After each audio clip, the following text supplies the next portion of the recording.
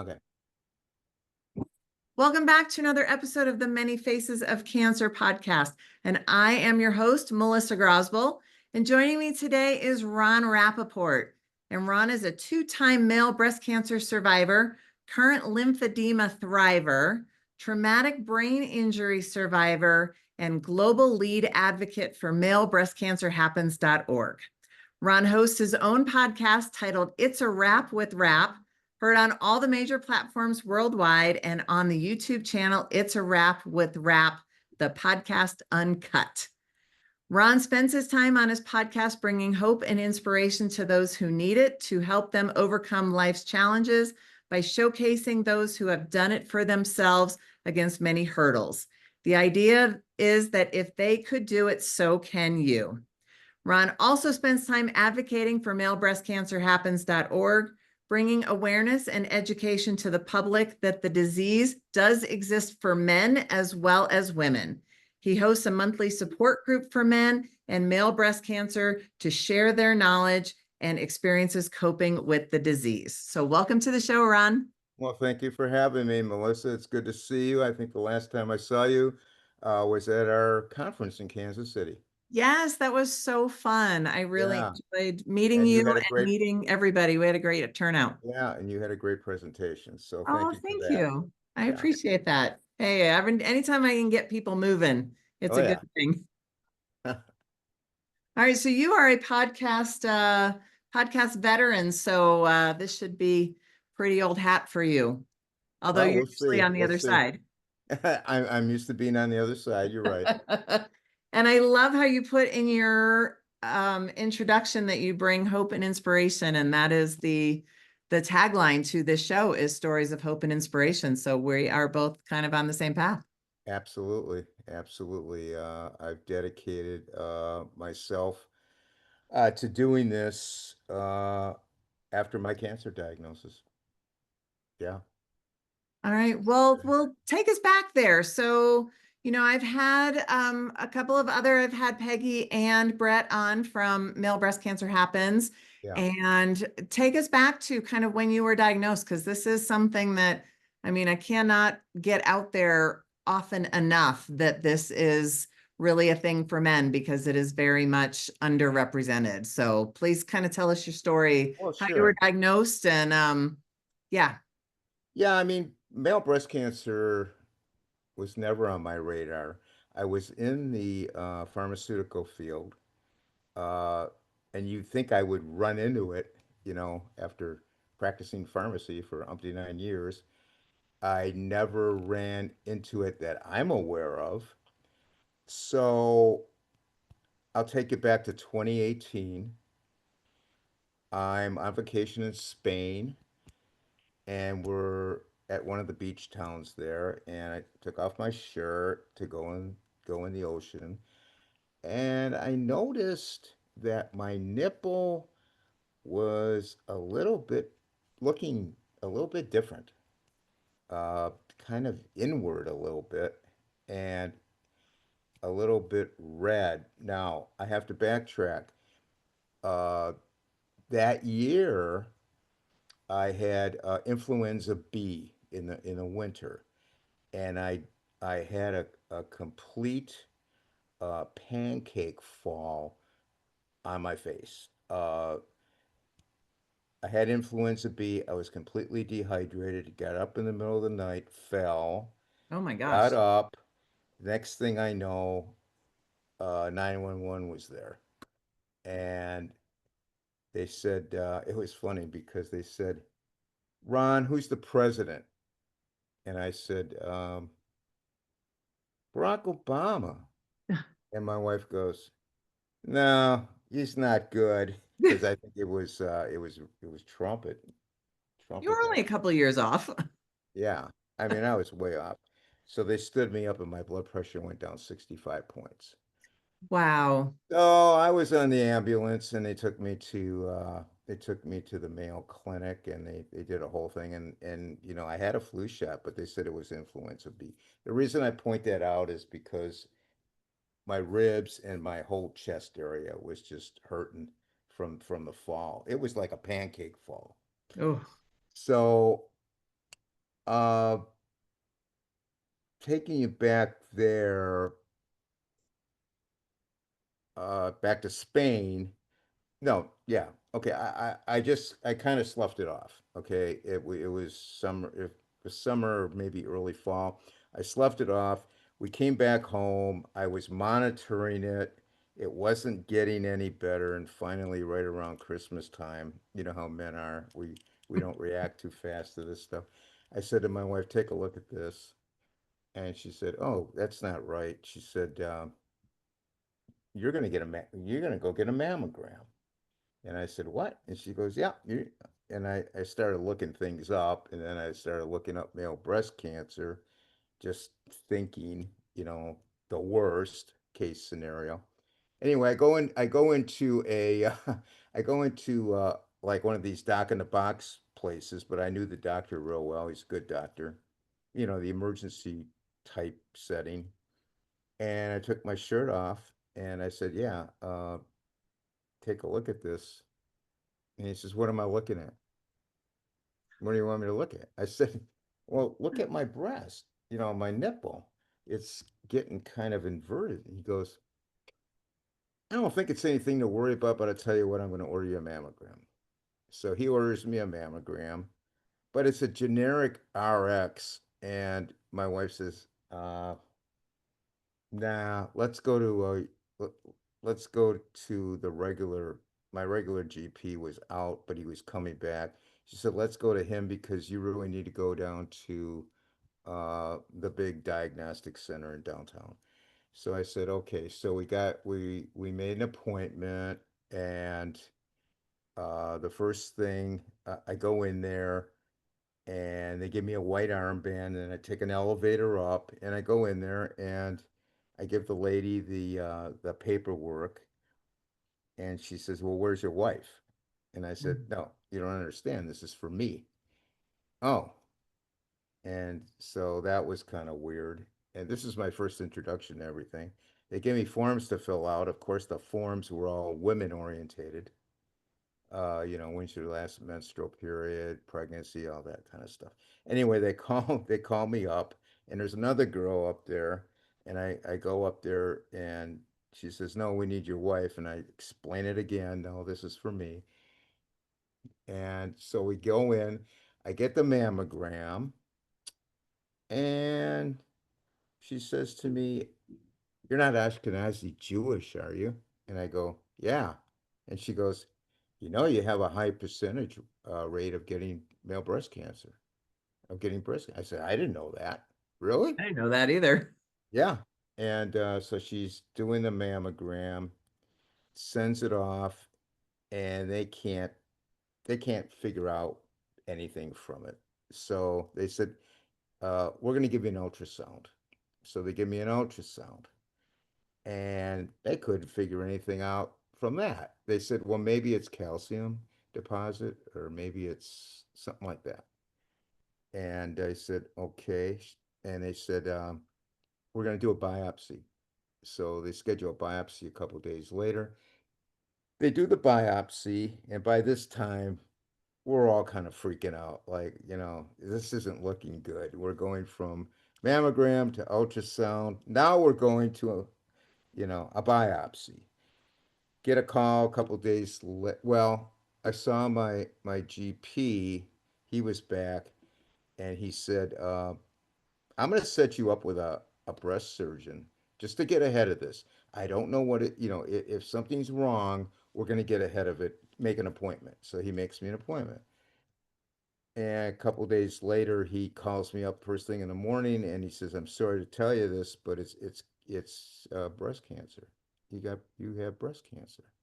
And so we had the ultimate shock. The first thing I'm thinking about is bald head, chemotherapy, emaciated. Everybody's picture of cancer, because Yep. it's just not on your radar. Right. Especially male breast cancer. I looked it up.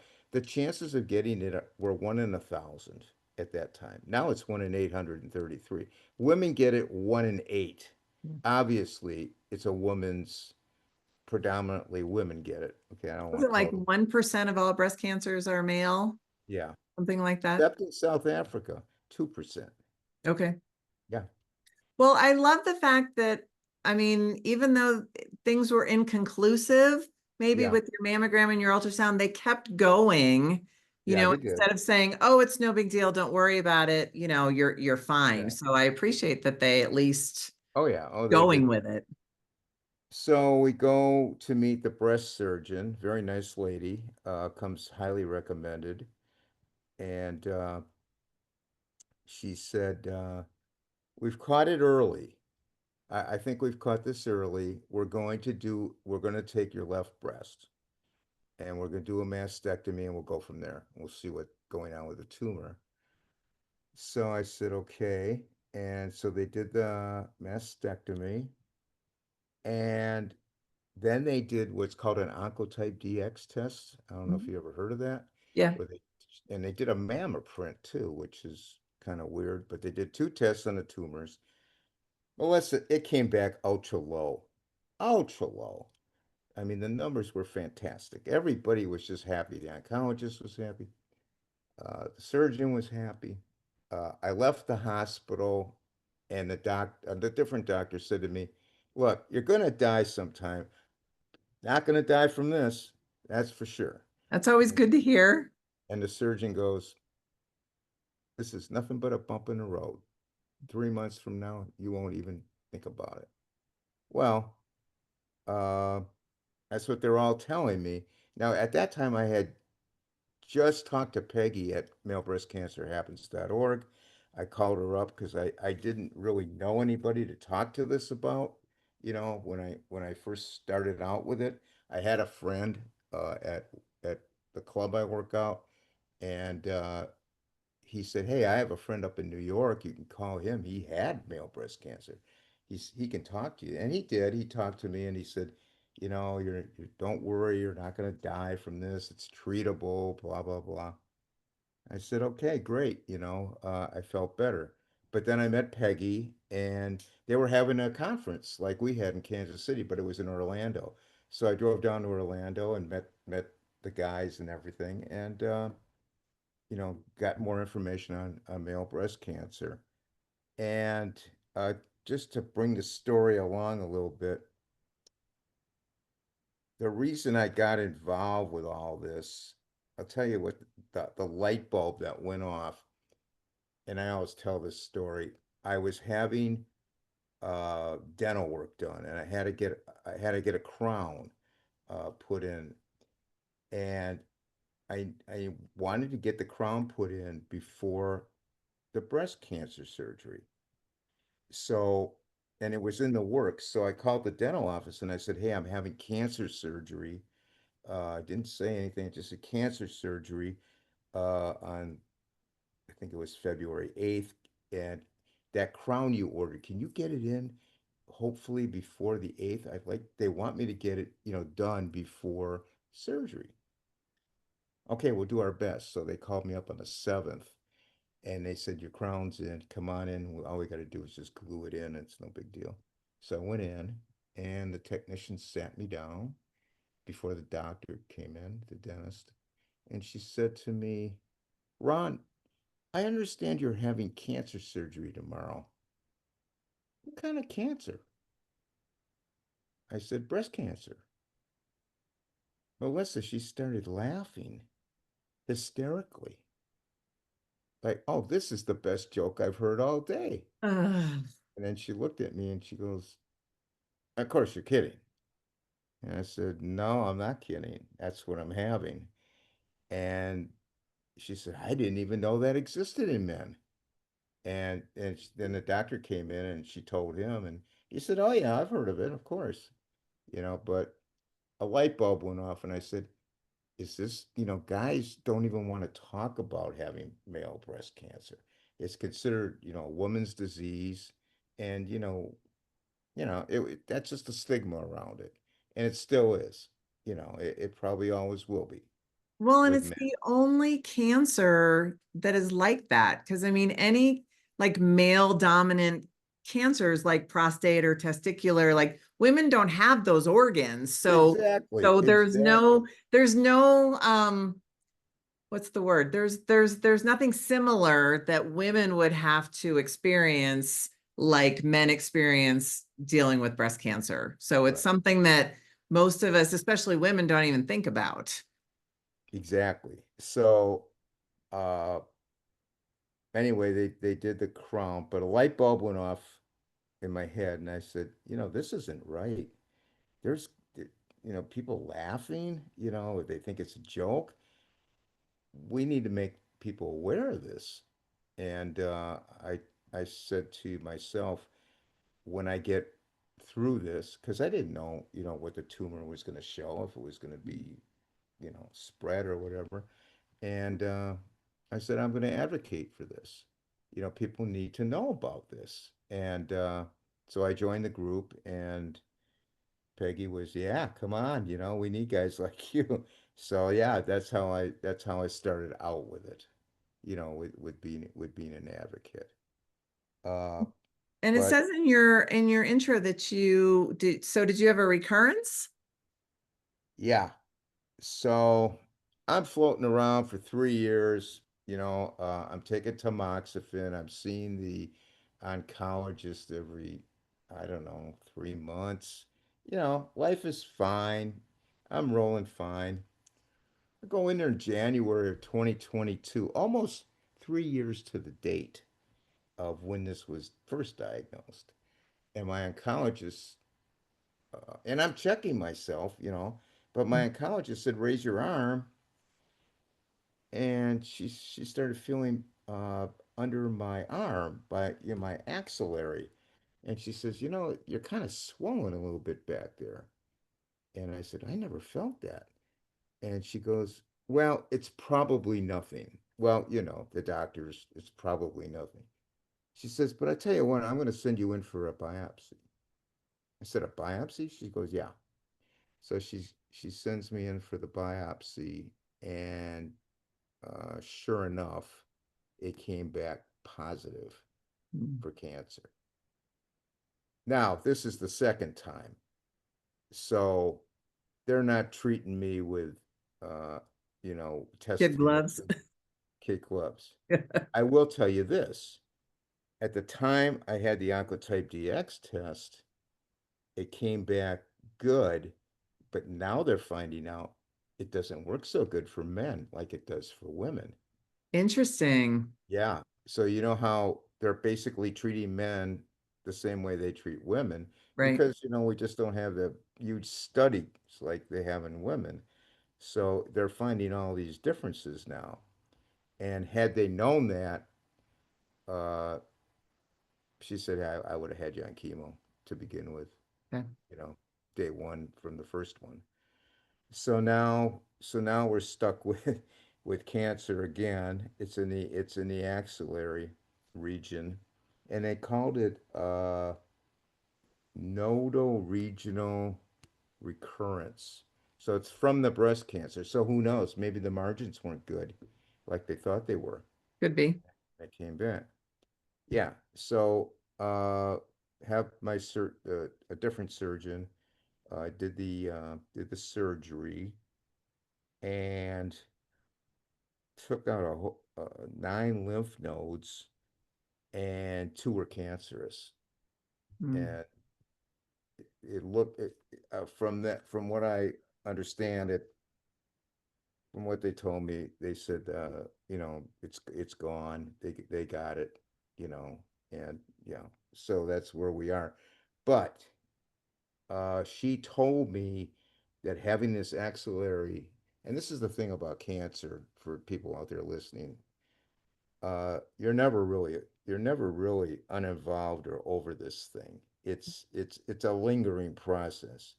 She said to me, Ron, I have to tell you, there's a chance that you're going to get lymphedema. I'm not saying you will, but I just want you to know that when we do the surgery, it, and just for your audience, I'm sure everybody knows about lymphedema. Maybe they don't.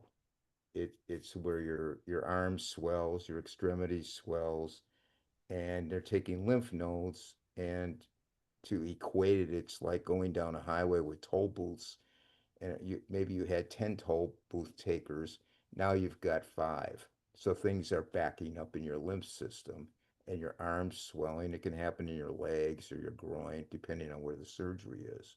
It can also actually happen in the breast. I have lymphedema in my breast. Yeah, Yeah. yeah. Which is And, I call cancer the gift that keeps on giving, you know? and it can even happen. My PT, physical therapist, said she actually is doing working with a patient with lymphedema in the vagina area, which is, really unusual.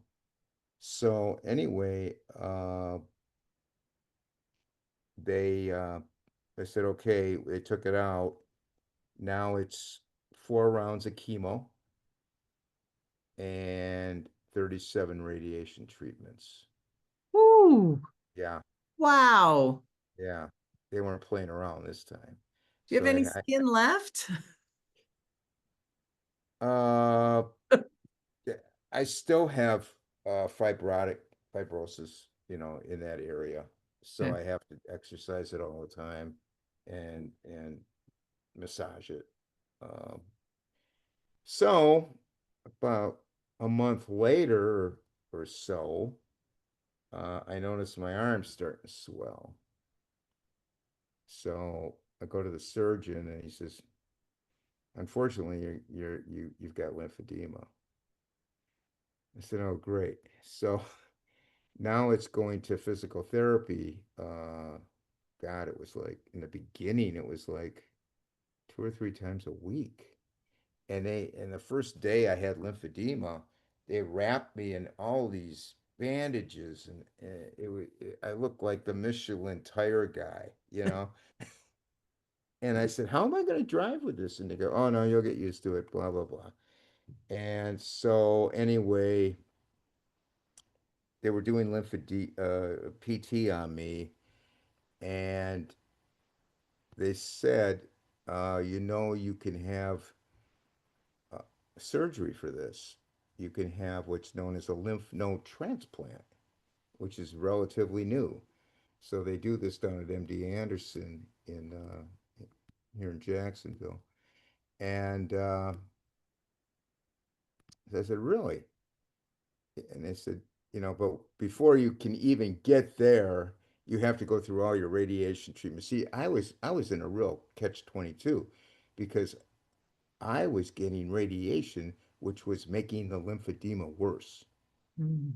Okay. So, but I had to have the radiation and I had to have the chemo. Right. And they're So not going to do a transplant in the middle of all of that because they're can't, just you can't. radiating those lymph nodes again. No, you can't. So, Right. so it was about a year and a half or so later. I think it was in 23 that I had the lymph node transplant. And so that's been working pretty good. I still have to do wrapping at night, and I'm in the maintenance phase of it. But I have to wear a sleeve even now for like 3 hours a day. So it's kind of, like you said, it's the gift that keeps giving.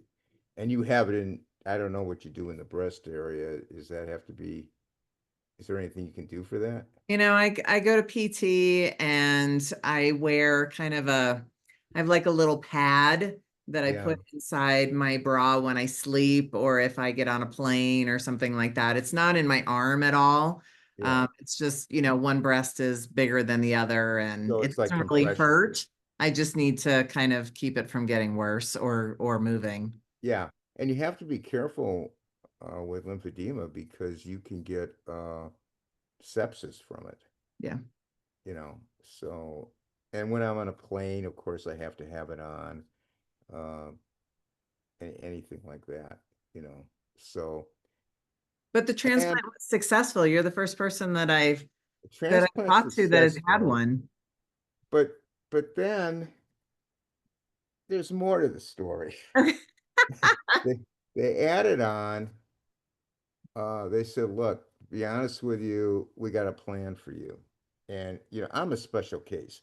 I mean, when men come in there with male breast cancer, it's like they're all talking about it. All the doctors, "Oh, yeah, this is different." Of course, they love it, because, They're learning. they're learning. Right. And so they said, "Well, you know what? Your testosterone is feeding your estrogen. which is feeding breast cancer cells. We are going to cut that out. We're going to give you Lupron, which they give to men for prostate Prostate cancer, cancer, yeah. which is chemical castration, really, is what it is. We're going to knock out your testosterone down to zero. I failed on tamoxifen, so now they're going to give me another uh, estrogen blocker. So they got me on a new estrogen blocker, and then they got me on the Lupron. So a lot of hot flashes. I'm perimenopausal, so uh, hot flashes, the whole thing. So they're going to keep me on that for. They wanted to be for 10 years, but another doctor convinced them, nah, let's go for 5 years. So, and then I've got, the estrogen blocker. And then, of course, none of this stuff's good for my bones. So they got me on an injection every 6 months for that, to build my bone density back up. And hopefully So you're exercising to stop the I, muscle I am, loss. I'm doing weights and swimming Good. and walking. So, yeah, I'm doing all that. Good. And of course, you have to start eating right too, especially with lymphedema, because red meat is, you need to limit that. You need to, caffeine's not good, salt's not good. So now I'm in this, you know, gotta eat good, you gotta exercise, you gotta do everything right, because it is what it is. I mean, if you want to maintain a healthy lifestyle, Right. you know, prevent this from coming back. So that's, yeah, so that's where I am. Still going to PT. And you said that you host a support group. So talk to me a little bit about the support group. Yeah, so I got with Peggy, male breast cancer happens.org. She's the founder. And I said, Peggy, uh, we need to, well, before we started the support group, I said, you know, we need to go on podcasts, Peggy, because we need to reach men that never heard of male breast cancer. And she says, great idea. So we went on all kinds of podcasts, and that's where I got the idea. Somebody said, well, maybe you ought to do your own. So I said, well, I don't know anything about it, but then I gave it I gave it a shot. So it seemed to snowball. Learn as you go. Learn as you go. And uh yeah, so the male group, I came up with the idea. I said, hey, what about let's do a support group. So we started the support group back in 2021, I think, Okay. during COVID. And we get together once a month. We want men with male breast cancer only because we want that group just to meet and talk, and so we hash things out. A lot of guys have questions, a lot of therapies, and what does this drug do? I don't understand what this drug's for, that kind of thing. Support for the men. We've had some men that have had marriage problems and, you know, gotten divorced over this. I hate to say it, but it happens. And, they need support. And some men just uh, don't have anybody to talk to. And and it's hard to get men to open up on this subject Sure. for some reason. They just, You still have the stigma there, regardless. yeah. Yeah. But we're changing it, and I know Brett has gone. I've gone on, and Brett Miller's gone on TV shows and radio shows and things like that to get the word out. We wear these T-shirts that show Men about have breasts too. yeah, Yeah. and you'd be surprised how many people come up. Hey, that's really a cool shirt. And then some people come up and say, is this a joke? Is that shirt a joke? And I said, what do you mean? Well, there's no such thing as male breast cancer. lift up my shirt and show them my scar, and I go, "Yep, there is." Mm. And then we get to talking, and they're very thankful, that we educated them. And the group does have a nice website, malebreastcancerhappens.org.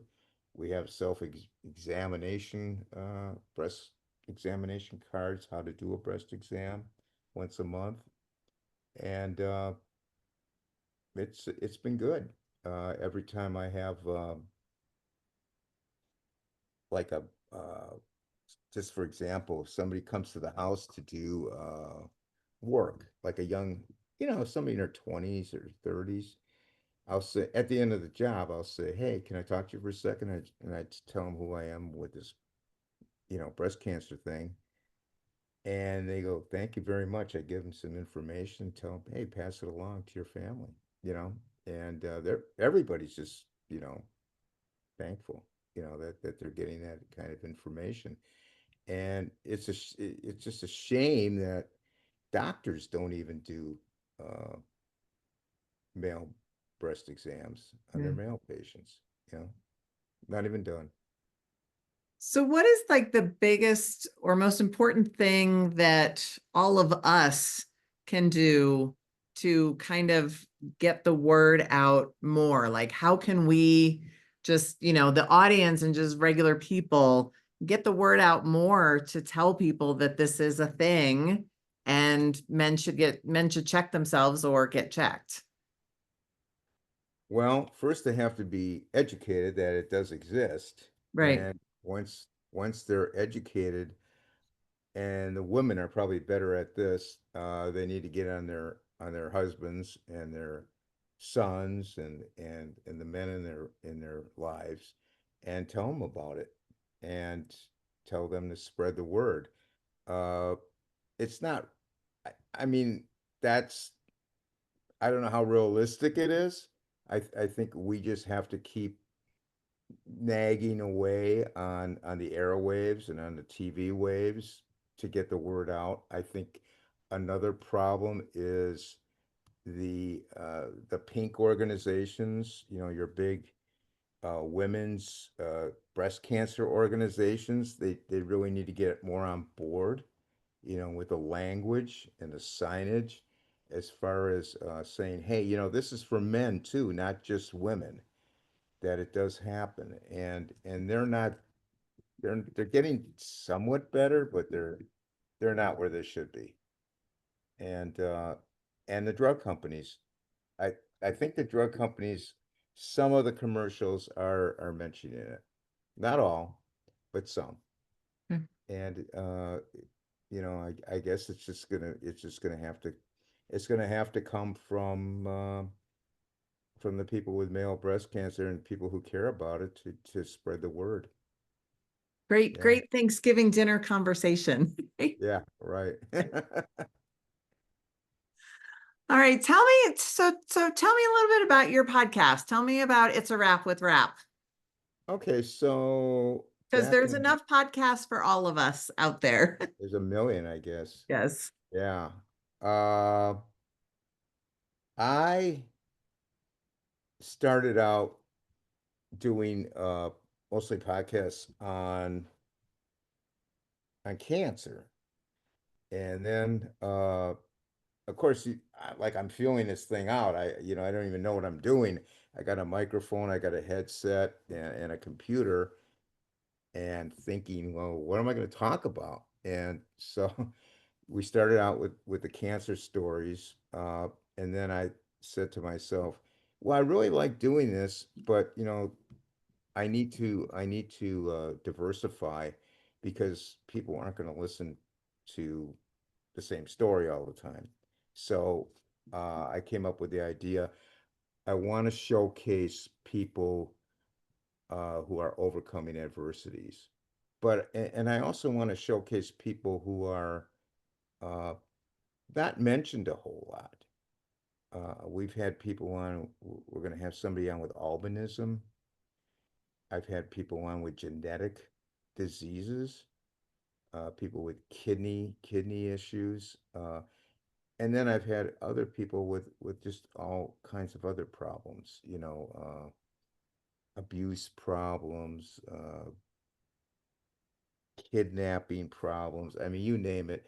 People who have undergone all kinds of life challenges, and believe me, you're not going to run out of that because That is true. there's a zillion life challenges out there, and it's been successful. People are tuning into it. We also have it on YouTube as well, and And we'll put the links in there in the show yeah, notes. Definitely. and not only is it helping them, but it helps me too. Yeah. It's giving me a purpose in life, and once you have cancer, as material things just don't matter. Yeah.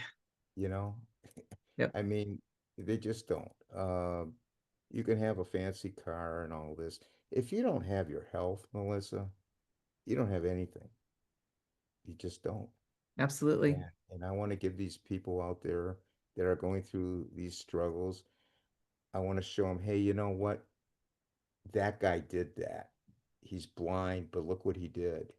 And he didn't let it defeat him. And I've got all kind. I mean, there's probably 175 episodes so far. Fantastic. Maybe even 200. I don't know. But they can tune in. They're all on Spotify and all your major platforms, Okay. and they can get inspiration from it. You know, Because there you can never have too much inspiration. I mean, we all need right? sometimes to just hear these stories of people overcoming to know that it is possible. Yeah, and I've had some stories that would just blow everybody away out of the water. People who were blinded. Some people shot themselves and survived and turned their life around. Uh, the list goes on and on. And somebody can say after hearing this, you know what? I can do this too. Mm. So I don't know how many people I'm helping. I do get some feedback from time to time. Hey, I listened to your podcast. I enjoyed it. You really helped me. Uh, if it's one person, fine. Yep. If it's a million, that's even better. But, you know, uh, I do approach people. I have cards that I put out, like business cards, Hmm. and I'll say to people, "Hey, do you listen to podcasts?" And I'll go, "Yeah," and I'll tell them what it is, and they take it, and they must be listening to it because people are listening to it. That's So fantastic. I love yeah, that. yeah. Like I said, there's podcasts out there for everybody, and more and more people are listening to podcasts. So there's always room. There's always room for inspiration It's really and come. giving a little bit of hope. It's really come of age because Absolutely. I bet 5 years ago people weren't thinking of podcasts at all, and now it's like everybody's going to Yeah. podcasts. So that's good. It's good And news. so many different ways to listen, regardless of whether Right. you're an Apple user or a Spotify user or Pandora. iHeart or Yeah. any of the other ones that are out there. Right. Right. Yeah.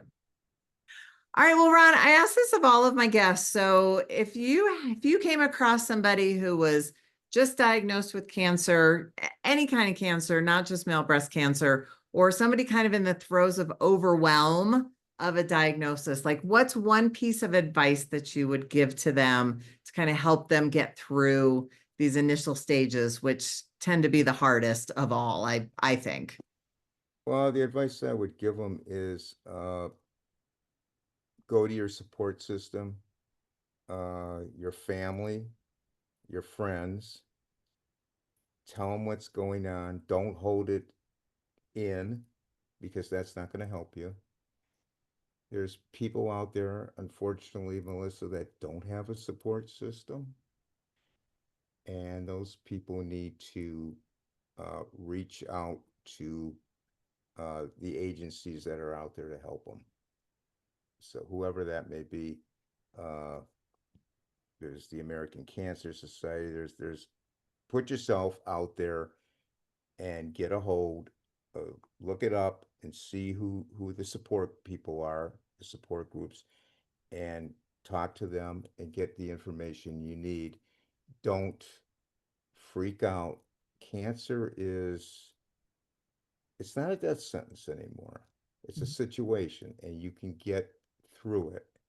The thing is, you're gonna have an initial shock in the beginning, which is normal, and you'll have your little pity party, but don't go down and spiral down a hole with your pity party. Just get the right information, talk to the right people, find out who the right people are, and go from there. That's my advice. That is perfect. And finding support is probably the number one Yeah, answer that I get. yeah. So it's just continues to show how important it is to have people around you, It is, be and family and friends or some kind of support group or something, right, right, somebody because that can be there for you. when I do the podcast, it's always the same at the end. You need to talk to people. You need people help. You cannot do it yourself. Right. It just doesn't work, and it won't work. So get it out of your head, that you're just going to tough it out, and you're going to be Mr. Macho or Mrs. Macho. Uh, that's not going to work. Get help. Love That's it. my advice. All right. Well, thank you so much for your time today, Ron. I really appreciate it. And the It more was people great. that we can get spreading the word that male breast cancer happens, the better, because people need to know about it and some things need to change, and there needs to be a little bit more of an emphasis on it than there is today. Absolutely. And I thank you for the time. Absolutely. All right. Have a great rest of your week. Okay, you too. All Take right. care. Bye-bye.